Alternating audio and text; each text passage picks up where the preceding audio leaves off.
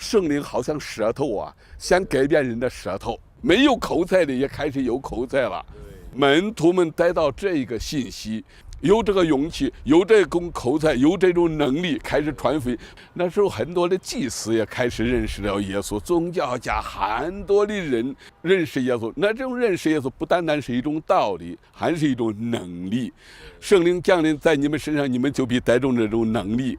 我最喜欢那种能力是从哪里来？他们不是说领受这种能力了以后就算了，他们还固定身处的时候祷告，他们效法耶稣仍然是祷告。耶稣的话语句句是真实的，说你们手按病人，病就好了，拉住这个人，这个人就得到了医治。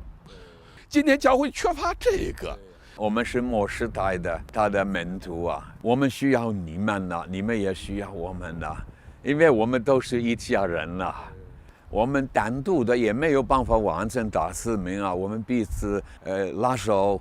我遇见耶稣的时候，神给我讲话就是很简单的，云弟兄起来向西向南传福音做见证。这个不是灵的，这是真正耳朵听到神那个呼唤的时候。我的妈妈都说你头脑有问题了吧，福音要传回耶路撒冷。今天这个时代需要神的同在，不是单单了解多少道理，能够个人的生命能够与神相遇。是的，在末后的时候，神要期待他的教会要做更大的事儿。